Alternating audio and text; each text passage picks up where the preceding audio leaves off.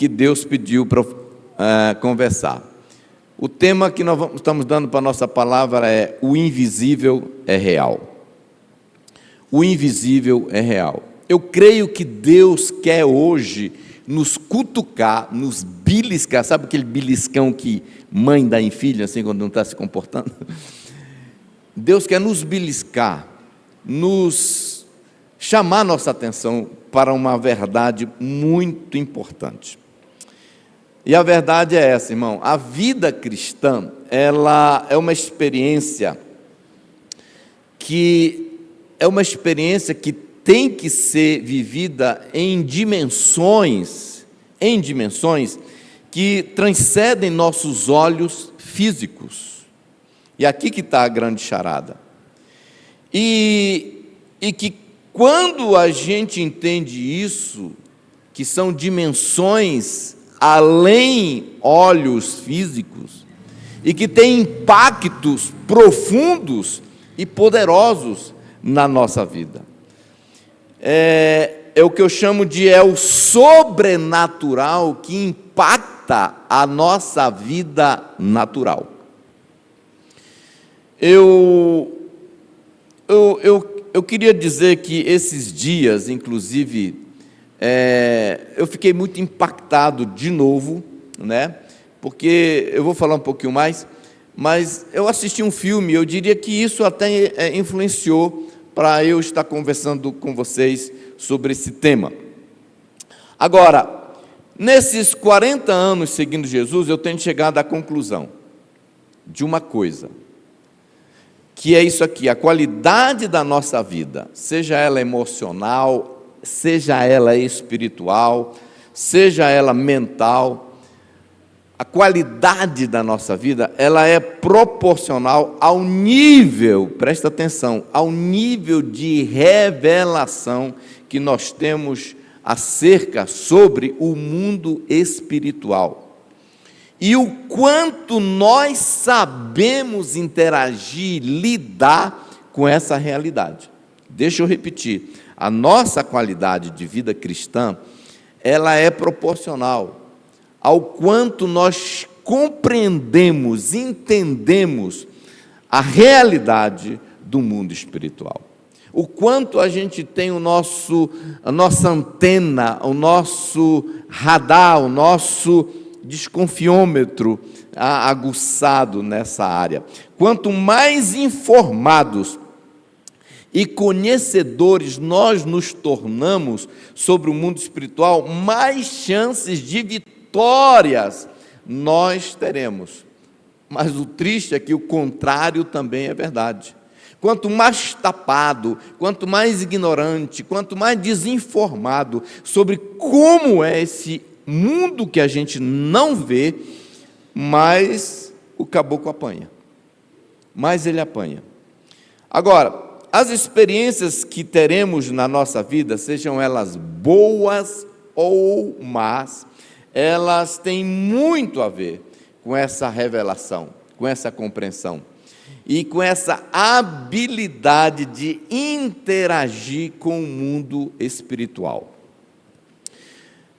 E eu sei que hoje nós vivemos num mundo que a gente precisa ser lembrado disso.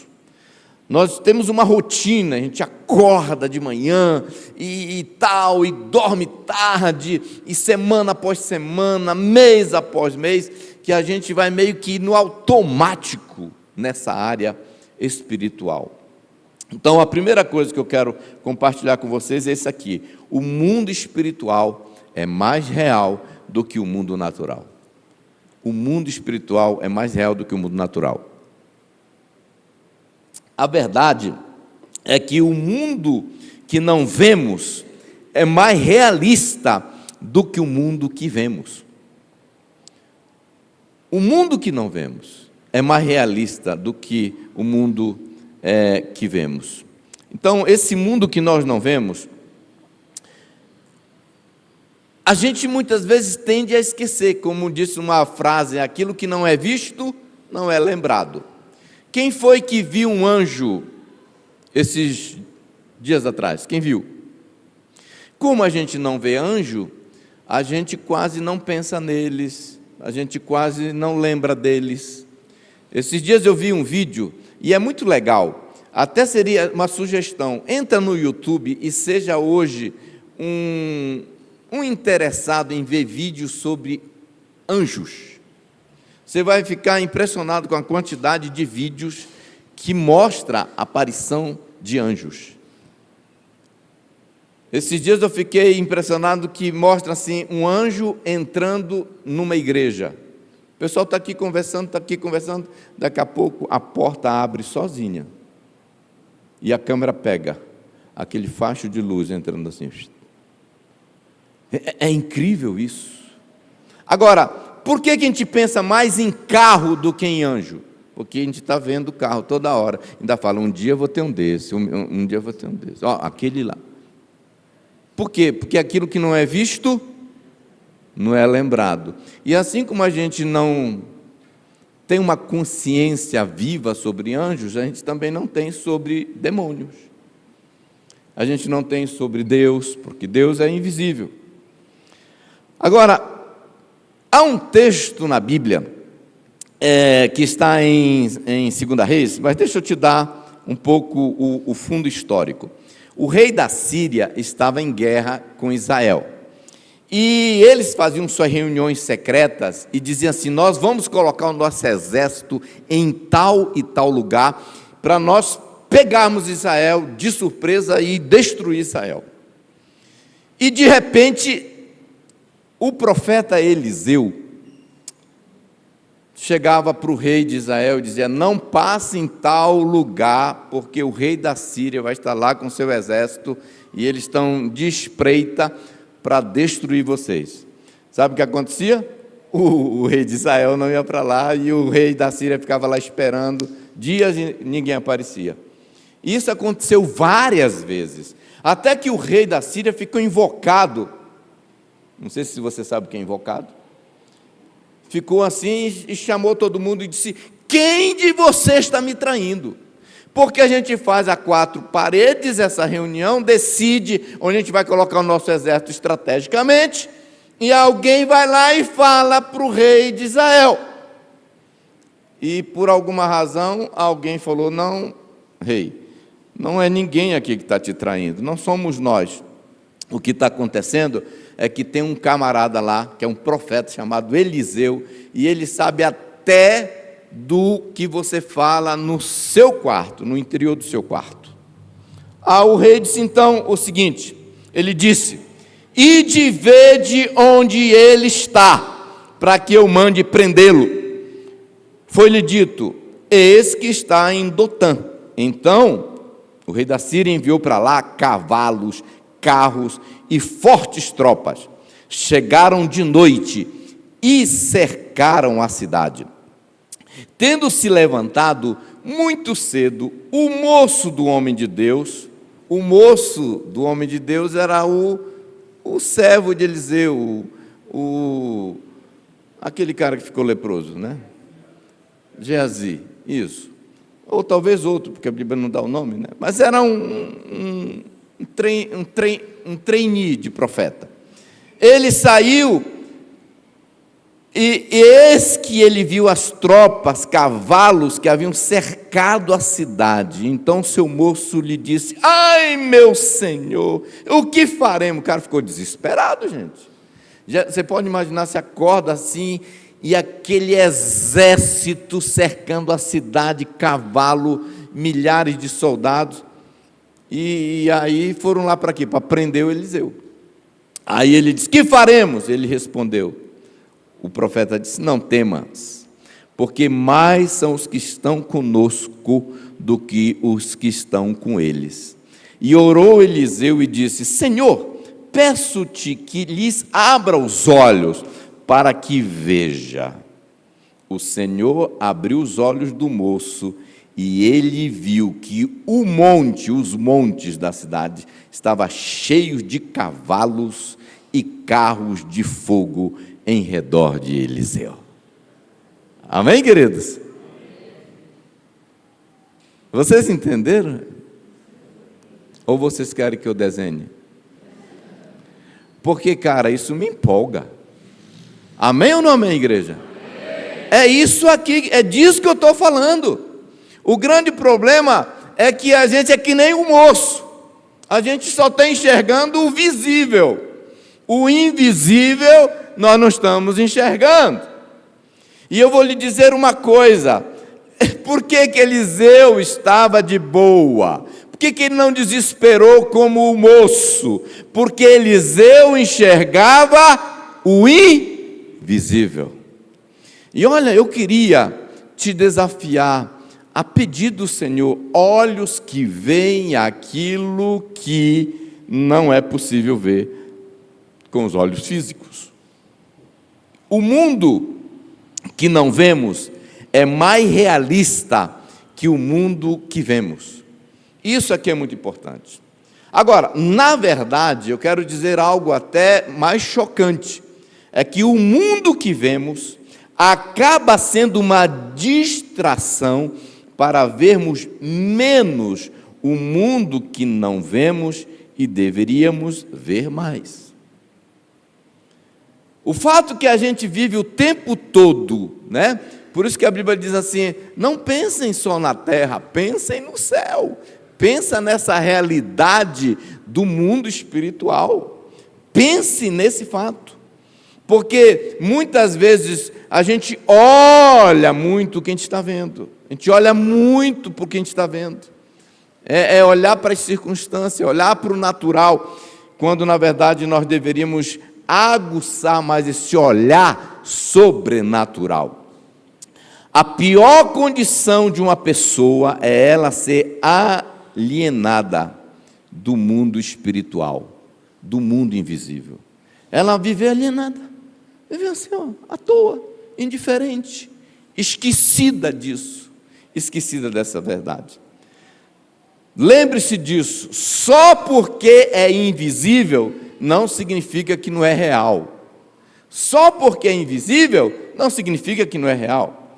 Veja o que a Bíblia fala desse mundo invisível e como que nós devemos agir e interagir com ele.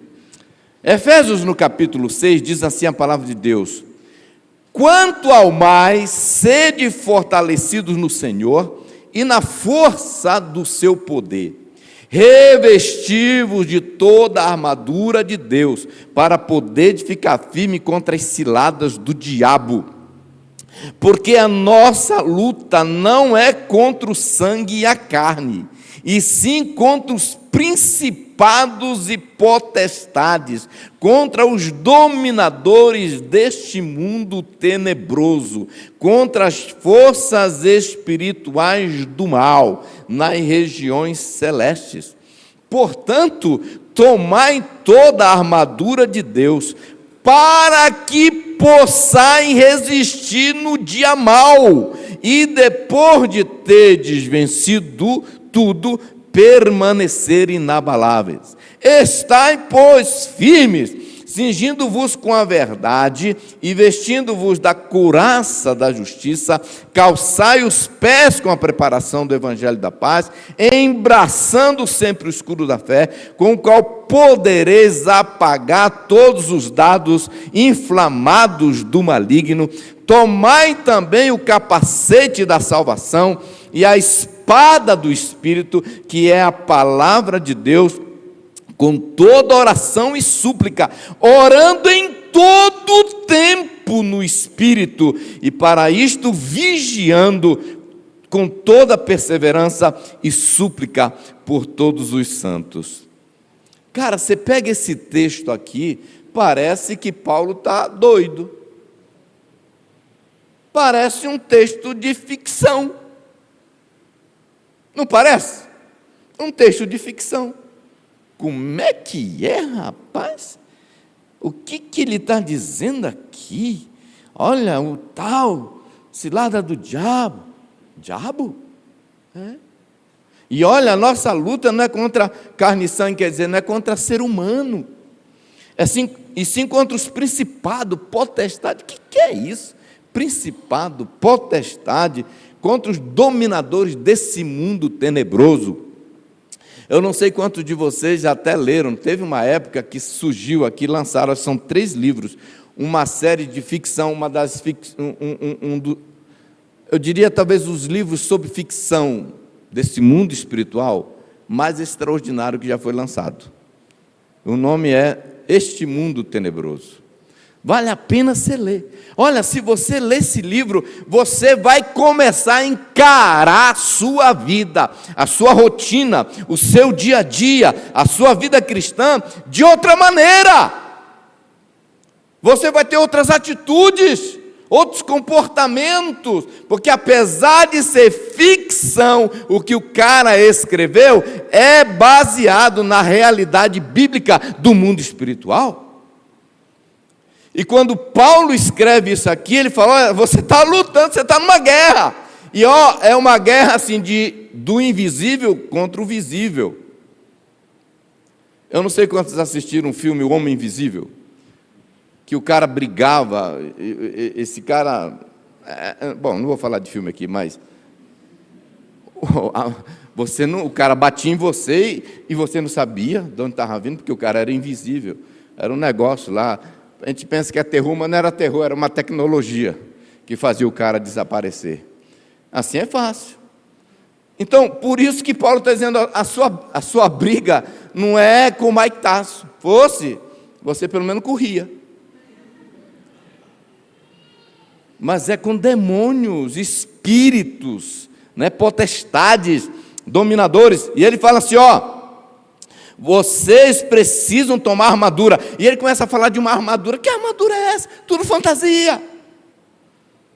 Não, irmão, ele está falando de realidades espirituais que nós não podemos ver, mas são reais. Invisíveis, mas reais. Então nós precisamos ficar mais atentos a isso. Porque aqui Paulo descreve essa dura realidade de que a vida cristã, e não só a vida cristã, porque até quem não é cristão tem também que lidar com a realidade do mundo espiritual. Do mundo espiritual. Por isso que uma das orações que nós deveríamos fazer é a mesma de Eliseu: Senhor, abre os olhos desse moço. Abre os olhos desse moço, para ele enxergar o mundo espiritual, o mundo espiritual. E aqui ele dá armas, dicas, sugestões, para não dizer mandamentos, sobre como você interage com essa realidade do mundo invisível, desse mundo que ninguém vê. Agora, outro relato bíblico sobre esse mundo invisível é a tentação de Jesus no deserto. Todos vocês sabem que depois que Jesus foi batizado, ele foi levado para o deserto. E ali ele foi tentado pelo diabo. E é muito interessante que o texto bíblico fala assim: nós temos na nossa mente que Jesus no deserto jejuou por 40 dias e 40 noites. Mas o texto diz que Jesus foi para o deserto e foi tentado por 40 dias. Foram 40 dias de tentação. A gente pensa que nesse período de 40 dias o diabo só apareceu 3 vezes. A Bíblia diz que foram 40 dias de tentação. E eu acho muito interessante esse texto, não vou entrar nele, porque você já sabe, ele vem, Jesus fala, está escrito, se tu és o Filho de Deus, está escrito, e Jesus vence o capeta ali. Mas eu acho muito interessante que só nesse outro relato bíblico do Evangelho, ele descreve outra vez para nós um cenário totalmente fora do normal. Um relato de um mundo invisível. E a gente vê ali, né, naquele texto, palavras que remontam, que afirmam, que mostram que existe um outro mundo. Existe um outro cenário, uma outra realidade paralela ao natural. Palavras como, e o diabo veio e o tentou. O diabo. Quem viu o diabo esses dias? A gente não vê o diabo. E por que a gente não vê ele? É mais fácil você lembrar do Faustão do que do diabo. Por quê? Do Faustão você está vendo todo dia. O diabo não. É mais fácil a gente lembrar que a vizinha é real, porque você vê a vizinha no elevador, lá na rua. Mas o diabo não. Mas a Bíblia está mostrando que o diabo veio e tentou Jesus. A palavra Jesus é outro personagem invisível de um mundo invisível. A gente não vê Jesus. Eu queria muito ver. Eu tinha muita vontade de ver anjo. Eu queria ver anjo. E uma das coisas que eu com certeza ia fazer, eu ia arrancar uma pena dele, para mostrar para todos vocês que era verdade. Né? Outra, anjos. Tentação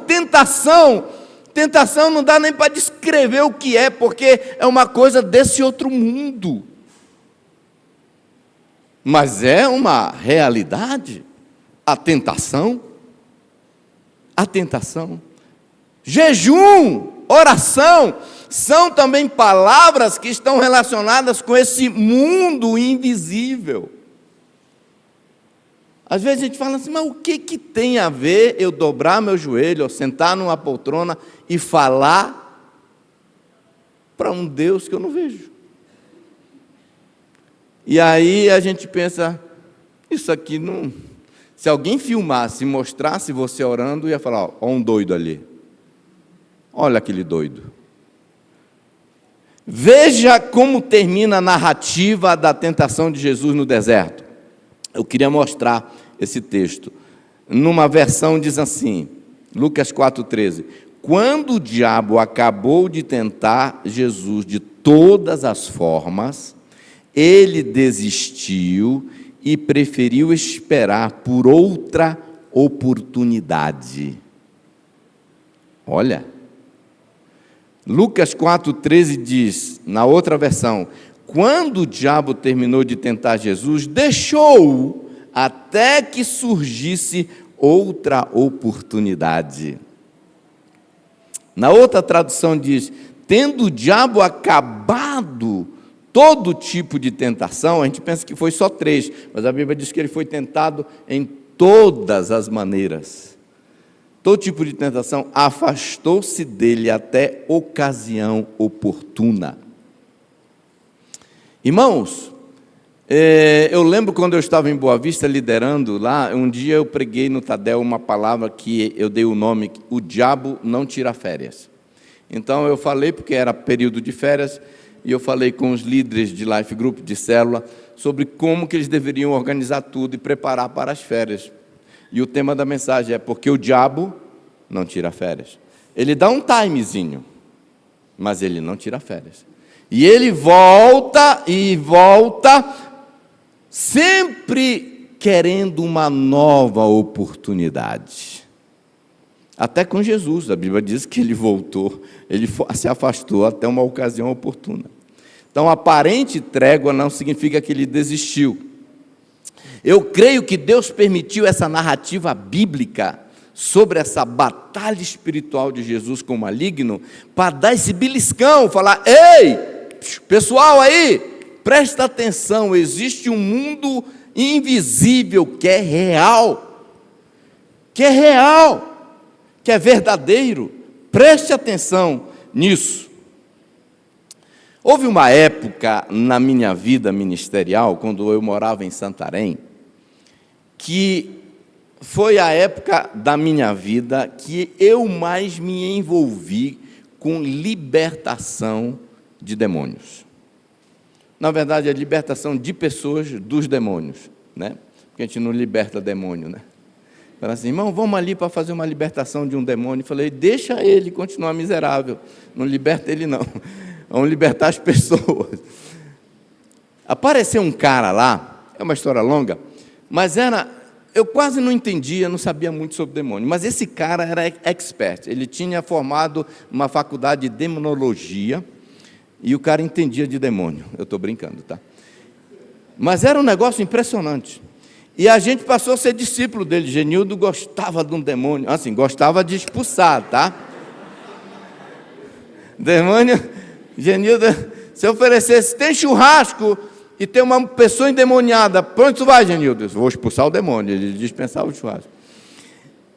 Mas aí foi uma época, gente, que nós realmente, todo culto, mas todo culto, por um período de uns 6 meses ou um ano, tinha libertação na nossa igreja, e manifestava, e olha, parece que quanto mais manifestava, mais demônio vinha. Era um negócio terrível, esse negócio de 7 piores depois, era um negócio assim, sabe? E eu lembro que terminava o culto, o papo principal, depois dos pastores, nós tínhamos várias igrejas, como se fossem campos e núcleos, depois eles voltavam, o papo da conversa era assim, e quantos caíram lá hoje? Porque o ponto alto do culto era quantos tinham caído, né? Então, não era quantos converteram, é quantos caíram, endemoniados.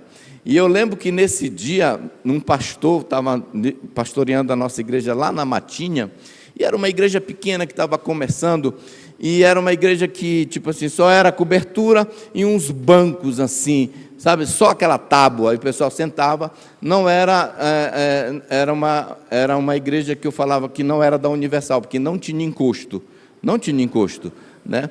Não tinha onde encostar a igreja. Então era só aquela tábua, o cara ficava 2 horas lá, né, sentado, bom, não, porque era 40 minutos de louvor, mas enfim, nesse dia todo mundo reuniu, e olha, demônio em todas as igrejas, e nós perguntamos para o cara que estava liderando a matina, e falou, e lá? Ele falou, lá, vocês não vão acreditar, mas lá caiu só hoje à noite, caiu 20, é mesmo, cara? E como foi isso? É que quebrou um banco daquele, né?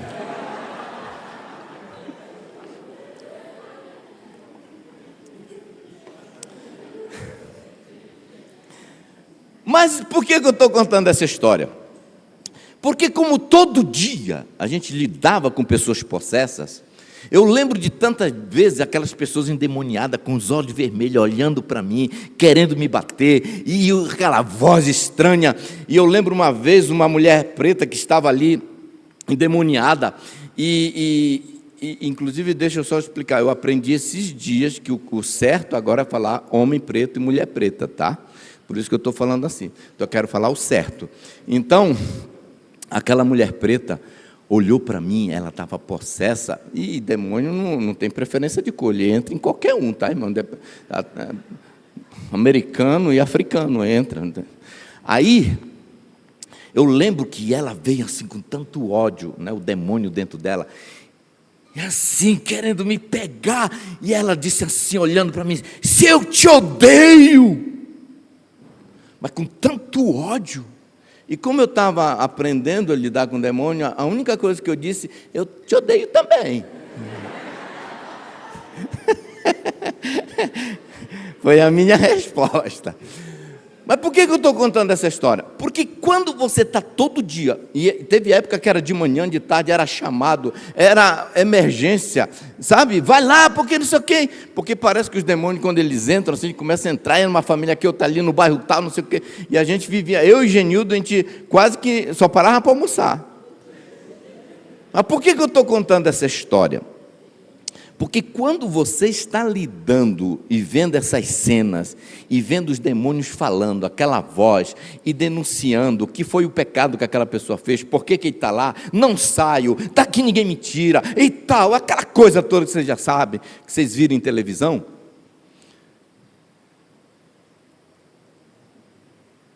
a consciência de que o mundo espiritual é real, é muito maior dentro de nós, porque você está ouvindo, está vendo o que ele está fazendo, a desgraça que ele está causando na vida da pessoa, a voz tenebrosa, né? A destruição, a violência que eles têm sobre-humana. Por isso que eu acho que de vez em quando, para não dizer todo domingo, a gente deveria ter um endemoniado aqui, pondo ele para falar no microfone, para a gente ter um pouquinho mais de... Entendeu? Eu estou meio radical aqui. Deveria ter, para poder essa consciência do mundo invisível aflorar na igreja. Vocês estão comigo? Vocês estão entendendo por que eu estou dizendo isso? Por quê? Porque às vezes a tendência da gente é até esquecer que eles existem, que esse mundo é real. A gente esquece. O pessoal aí fora é cético. Ah, que demônio nada. E como eu disse, nós assistimos esse filme recente, chama Nefários. É um filme que eu até indico. Já que vocês não vão querer ter um endemoniado aqui, vão assistir esse filme. É um filme, o pessoal está dizendo, a mídia está detonando, porque realmente é um filme que veio para desmascarar Satanás, como ele opera, quem ele é, e esse mundo descrente aí, e até alguns crentes precisam ver, para poder ser despertado para o fato de que ele é real. Agora, não pesquisa o filme agora não, tá? Presta atenção para cá.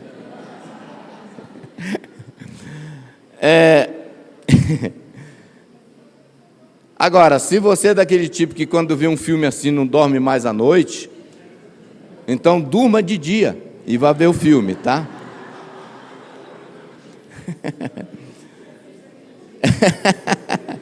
Assiste de dia. Então deixa eu falar uma coisa para você. A segunda coisa que eu quero falar é sobre isso aqui, irmãos, porque de verdade me preocupa. É sobre uma igreja distraída.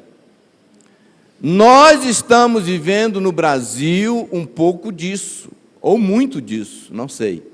Não sou Deus para julgar. Mas uma das orações mais lindas na Bíblia é uma que Paulo fez, que se encontra em Colossenses 1:9. E diz assim a palavra de Deus. Paulo diz, por essa razão, desde o dia em que o ouvimos, não deixamos de orar por vocês e de pedir que sejam cheios do pleno conhecimento da vontade de Deus, com toda a sabedoria e entendimento espiritual. Na outra tradução diz percepção espiritual.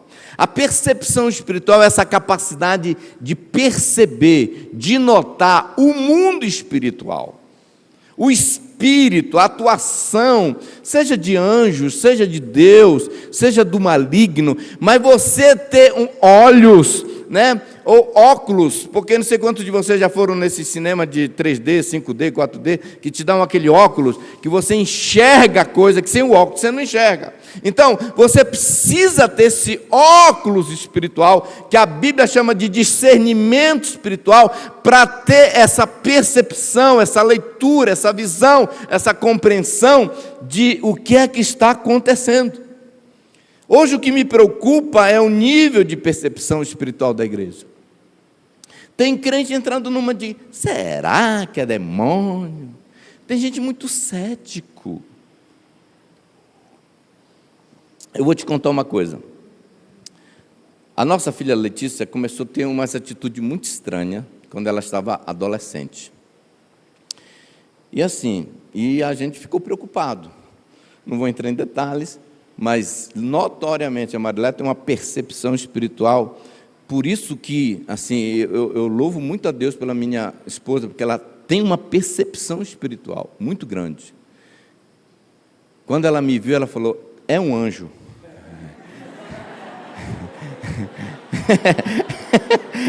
É um anjo. Aí, não abriu mais mão do anjo.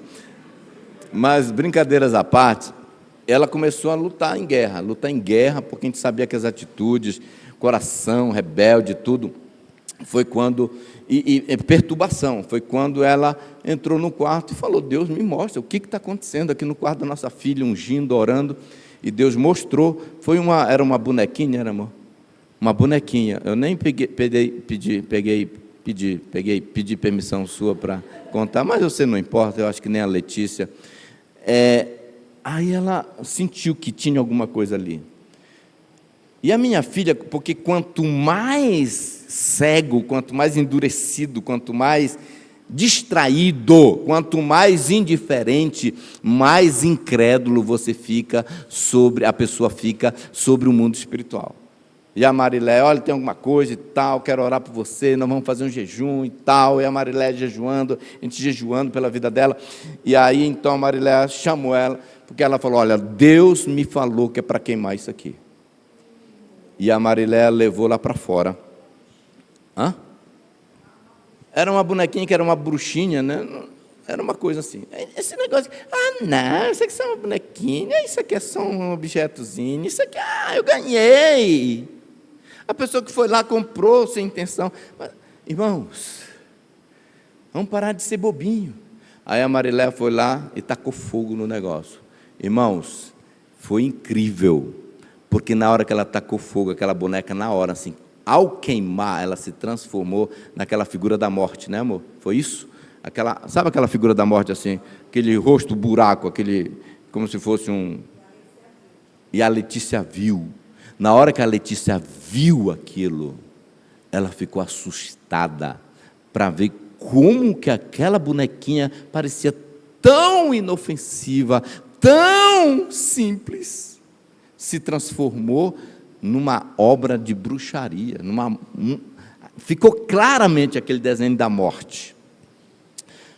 Sabe, queridos, eu costumo dizer o seguinte, o diabo não precisa destruir a igreja, ele só precisa distrair a igreja. Oi! O diabo não precisa destruir a igreja, ele só precisa distrair. Ele nunca vai conseguir destruir, mas ele pode distrair. Muitas pessoas hoje estão sem congregar, sem ter noção do perigo que isto significa. O que é sair debaixo de uma cobertura espiritual? O que é se desconectar do corpo de Cristo? Por que eles fazem isso? Porque eles não têm revelação do mundo espiritual. Só faz isso quem não tem revelação espiritual. O diabo ama crentes ignorantes, crentes sem revelação. O crente que o diabo ama, você pensa que o diabo não ama? Ele ama. Ele ama crente ignorante, que não conhece da Bíblia, que não sabe quem é o diabo. Hoje, um dos crentes prediletos dele são os desigrejados, presa fácil. Crentes sem vida de oração. O que é um crente sem vida de oração? É um crente que não tem revelação do mundo espiritual, do mundo invisível.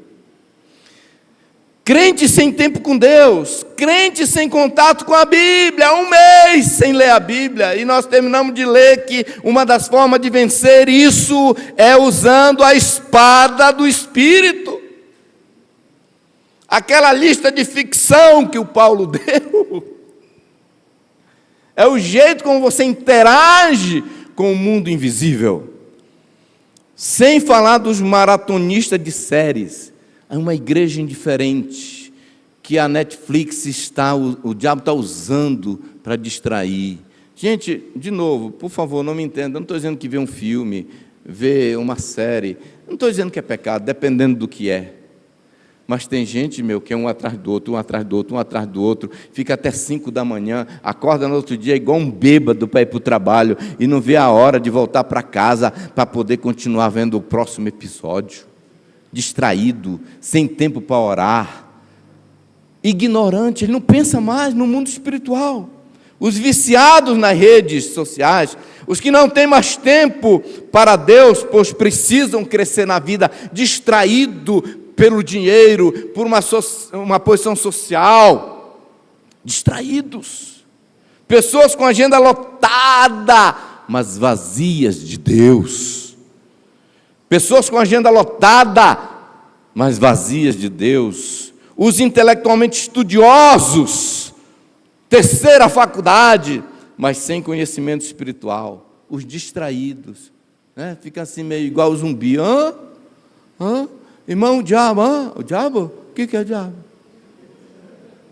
E Paulo diz, vigiai, Fique atento, porque a nossa guerra, a nossa briga não é contra homem. Sabe, queridos, eu quero te apelar hoje, tragam para a sua rotina do dia a dia a realidade do mundo espiritual. Você precisa estar consciente dessa presença maligna, mas também consciente da presença de Deus, da presença dos anjos. Interage com isso, interage, vive essa vida paralela de uma forma mais consciente, a oração da consciência de Deus, a oração dos anjos. Muitas vezes, Senhor, obrigado pelos anjos. Outro dia, já faz um cara que ele diz que Deus revela para ele o nome dos anjos. E ele falou que quase ele não tem autorização para falar, mas ele é um cara que eu admiro, porque toda hora ele está vendo. Eu fiquei até com uma inveja santa. Se aqui existe inveja santa. Falei, Senhor, ele está vendo toda hora. Ele disse que eu tenho 2 que anda comigo o tempo todo, né? Por falar nisso, oi. Inclusive, ele deu até o nome, eu anotei, está no meu iPad o nome, só que é tão estrambólico que eu ainda não conheço essa língua do céu. Eu falei, olha, Senhor, eu não sei se é, eu até já brinquei com meus anjos, olha, se não for, a culpa é dele, estou te chamando pelo nome errado, tá? Mas essa percepção da presença de Deus, dos anjos.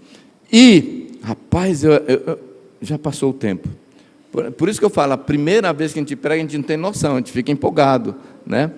Mas uma coisa que é muito importante, conheça seu inimigo, para terminar. Conheça seu inimigo.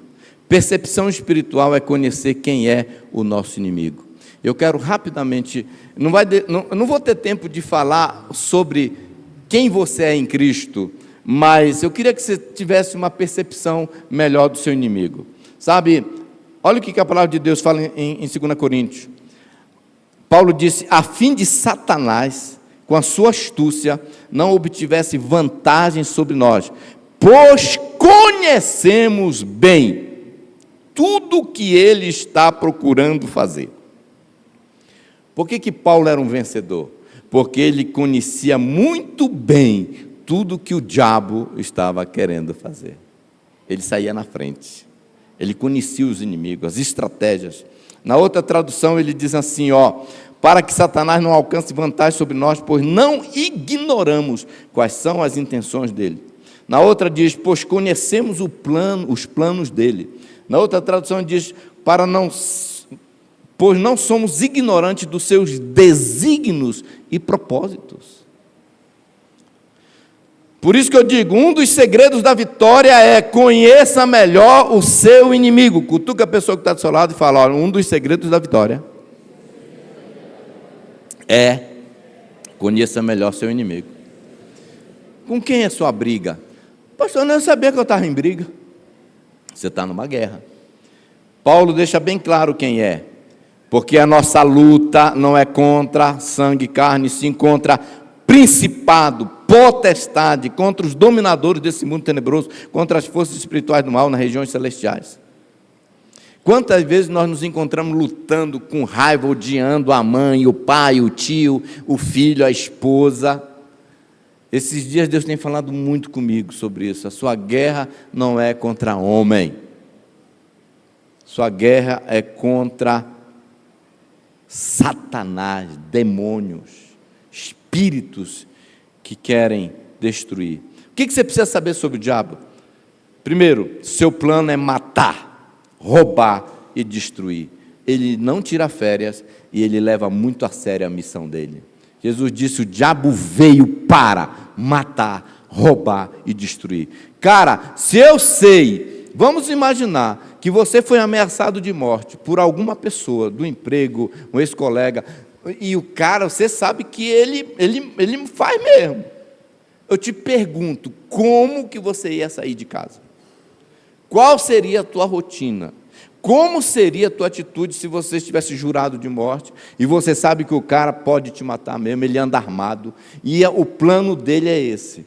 Como que você ia lidar? Como que seria a sua rotina? Qual seria a sua atitude? Onde você ia buscar refúgio? Como seria? Pois a Bíblia está dizendo que o plano do diabo contra a sua vida é matar, roubar, destruir. Ele não está brincando nessa tarefa. Tudo que você pensar que ele é capaz de fazer, ele é. Nós temos a tendência, sabe, o que Deus já falou comigo, muitas vezes a gente fala, com a família do fulano isso acontece, mas com a minha não vai não. Como se fosse só com os outros, só com os outros. Eu já conversei com casais que a esposa falava, nunca pensei, pastor, que meu marido ia me trair. Pastor, nunca pensei que...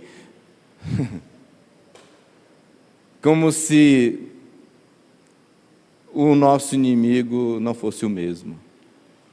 Por isso que a Bíblia, Jesus não disse, isso aqui é só para alguns, orai e vigiai. Ele não disse isso aqui é só para alguns, isso aqui é para todos, para todos.